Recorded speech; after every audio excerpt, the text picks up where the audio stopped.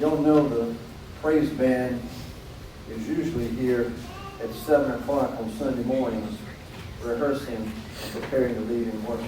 Y'all know that? Everybody know that? Aren't we? Don't we appreciate them? Yeah.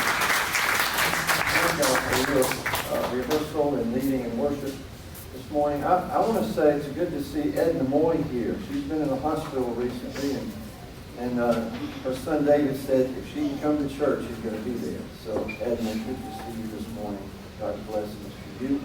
And Angie, when was the last time you heard your brother play the drums? No, wow. All right, how about this? All right, Angie is taking care of Edna for the family, and we're glad to see her. She's Calvin's sister, of course. All right, and pray for those in the path of the storm Dorian. I just have got to tell you, since that last hurricane came through here, really, every time I see a storm out at sea developing or being talked about in the news, it really disturbs me. I mean, it really does. Because I know what we went through, and I know what people on the coast of Florida and maybe up in South Carolina, the Georgia coast are going to have to go through. We're thankful that it's projected to dissipate a bit, but anyway, that's painful. We were talking earlier, someone said, well, it's going a different way, it's not coming our way, and we feel good about that, don't we? We really do, but it's going to hit somebody, probably. And we need to feel some pain about that. I quoted John Dunn earlier with one of our members. No one is an island entire of itself. Everyone is a piece of the continent, part of the main. Anyone's death diminishes me. Therefore, never sin to know for whom the funeral bell tolls. It tolls for you. It tolls for me. So even if Dorian diverts and goes up South Carolina and devastates the people in South Carolina, that should impact us and hurt us. So anyway, we pray for God's mercy in the midst of this storm. I love my church. Here's a scripture this morning from Ephesians 5. Husbands, love your wives just as Christ loved the church, gave himself up for her to make her holy, cleansing her by the washing with water through the word, and to present her to himself as a radiant church without stain or wrinkle or any blemish, but holy and blameless. In the same way, husbands ought to love their wives as their own bodies. He who loves his wife loves himself. After all, no one ever hated their own body, but they feed and care for their body just as Christ does the church. For we are members of his body. And for this reason, a man will leave his father and mother, be united to his wife, and the two will become one flesh. This is a profound mystery. But I'm talking about Christ and the church. However, each one of you also must love his wife as he loves himself, and the wife must respect her husband. And this is the word of God for the people of God. Thanks be to God. And there was a man in Iowa who got married. He had long been enamored with the idea of marriage, so when he met the woman of my dreams, he proposed to her. Things went well at first. He told his friends that his new wife was all I ever hoped for in a woman. She was beautiful, intelligent, witty. His friends observed that here is a marriage made in heaven. Unfortunately, this initial bliss was not to last. Gradually, in day-to-day living, he began to notice certain imperfections in his wife. She was beautiful, but not always. I mean, sometimes before 9 in the morning, she was downright unattractive and even ugly. She could look stunning for great parties and social occasions, but marriage meant that he had to look at her before she got her makeup on, and he couldn't help thinking of that more than her beauty. Yes, she was intelligent. You couldn't take that from her. But there were gaps in her knowledge, rather large gaps. She knew a great deal about a few matters, but there were many areas of interest about which she was as ignorant as the day she was born. This displeased him greatly, He knew there would be a time when she would embarrass him by making some ill-considered statement in public, thus revealing to the whole world her intellectual imperfections. This bothered him. Slowly but surely he found himself growing cool to this woman. Marriage had proven to be different than he had thought. It had been fun to be with her, dancing in the evening, into the wee hours of the morning, with social events.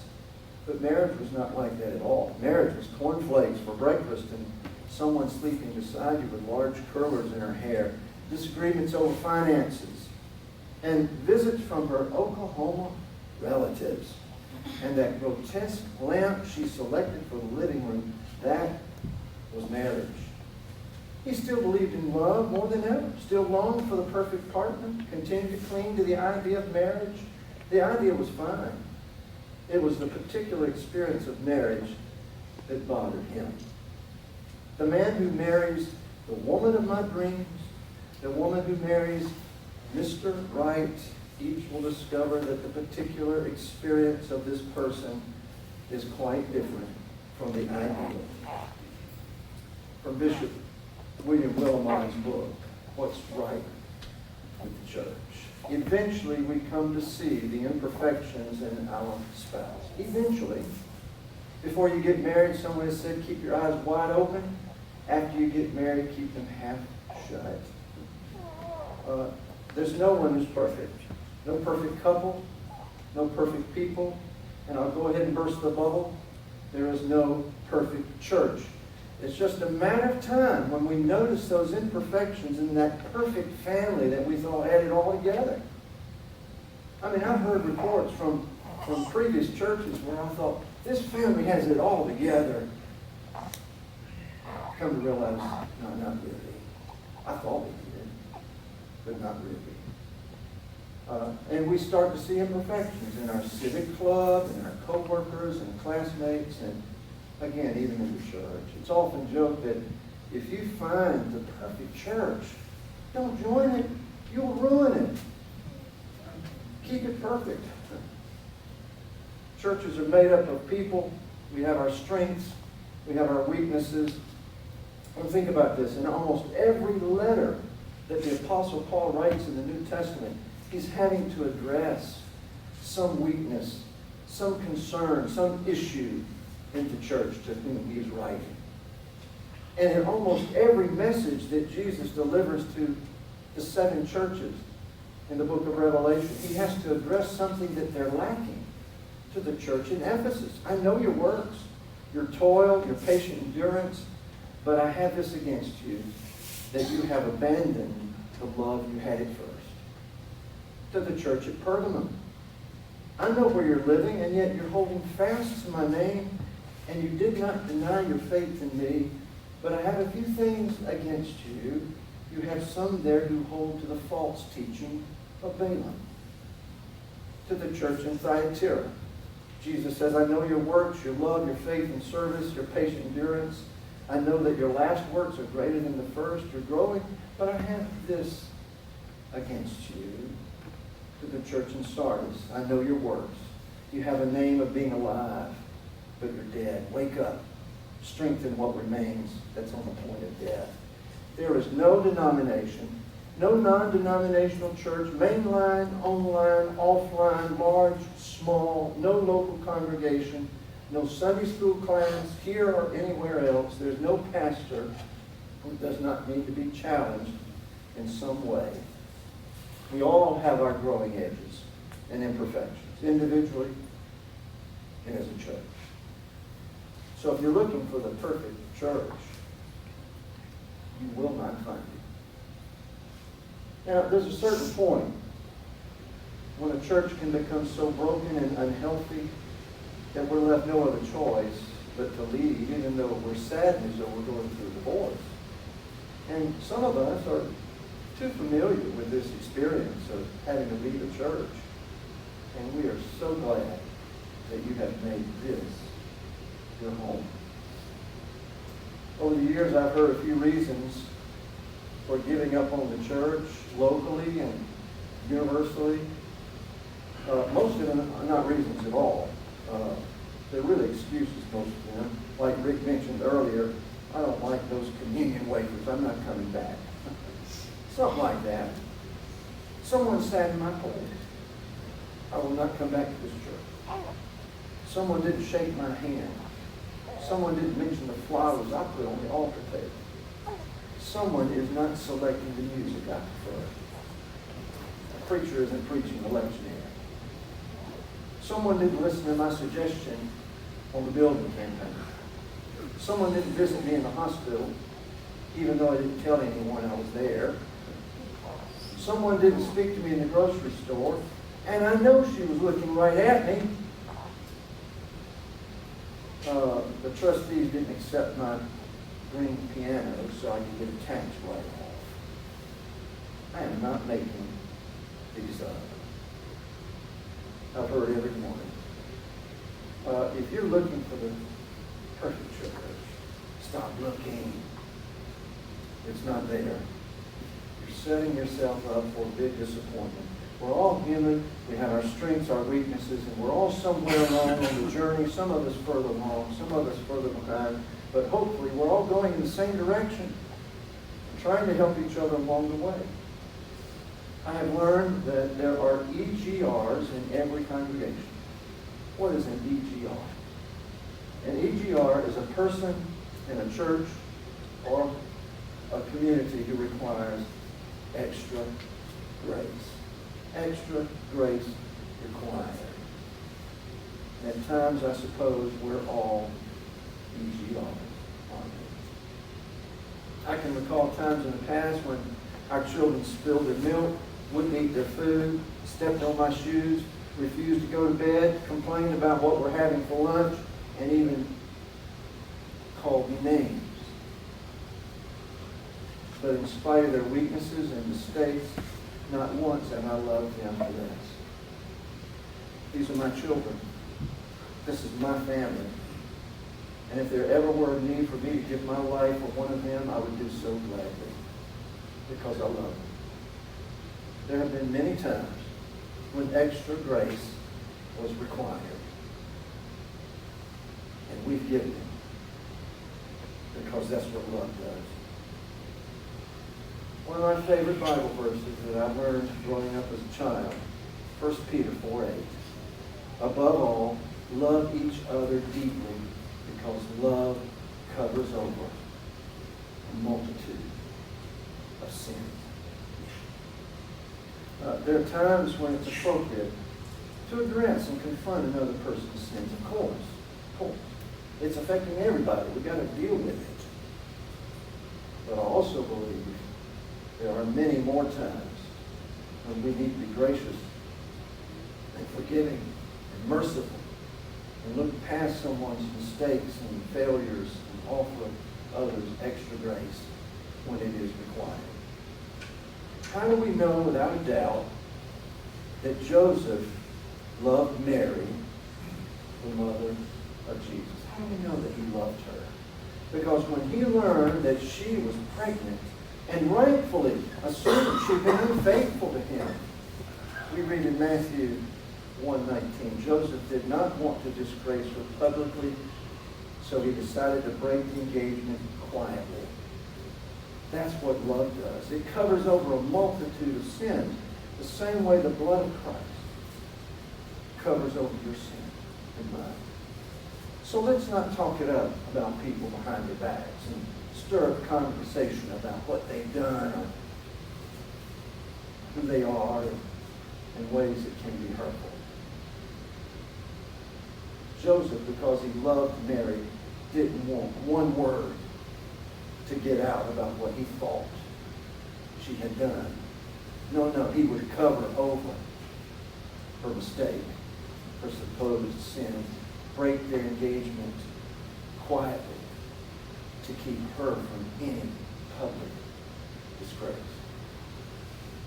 Joseph was a good man. Love covers over a multitude of sins.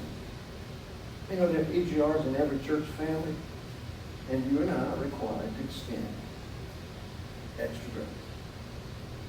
That's what we do with our own children, our spouses, and what we should be doing with Christ's church, our family. And it's easy to do, really. Not. Sometimes it's very hard. Very, very hard. Thought about a conversation in heaven one day. Standing in line waiting my turn. The Lord speaking to someone who was always church shopping and church hopping and going from here, there, and yonder because of this or that or the other. Well, why did you bounce around like you did from church to church to church? The church needed the gifts I've given you. And I had planned to use your gifts and your resources in a very special way. Well, Lord, it was because this certain person didn't shake my hand when he handed me a bullet. I've heard that in my last church. I'm telling you the honest truth. Why is he not coming? Well, he said when he was handing the bulletin, the person who handed the bulletin refused to shake his hand. What he said. Well, when we stand before the altar and exchange our vows with our soon-to-be spouse, we make a commitment to God, a sanctuary of family and friends, witnesses to the covenant that we make with each other for better or for worse. It's a lifetime commitment. A promise in the presence of God, like taking the vows of church membership. And also, what about those who raise their children in church, but then leave and become inactive members of the church? You know, over the years I've heard church members say, well, I've served my time. And I don't need the church anymore to raise my children. Well, what are the children supposed to think about that when their parents stop attending and serving in the church? Are our children stupid? No, here's what they think. Church must not be that important. Do I love the church for which Christ died? When we stand before the altar and affirm our vows of church membership, we make a commitment. I will be faithful to this church, support it with my prayers, my presence, my financial gifts, my service, and my witness, for better or for worse. I've really got to decide, don't I? If I truly love Peggy for who she is, or if I'm just saying, you know, I love her as long as she meets my needs and makes me happy. It doesn't say anything that irritates me. And we've got to decide whether we love our church. We plan to stay around and support it just as long as we're entertained, have our needs met, and no one says anything that I don't want to hear. I'll stick around. Do I love my church? I've got to decide. And why should I love the church? Because Jesus loves his church. I want to read one scripture and then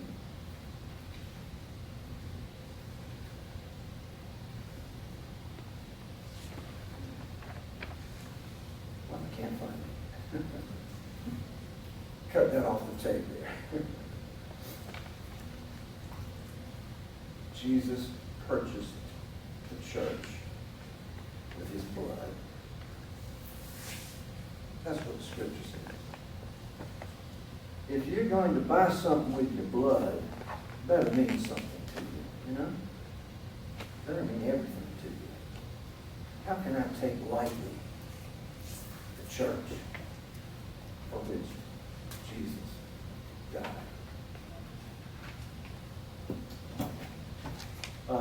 Will the communion stewards come now as we prepare our hearts to receive the elements of the bread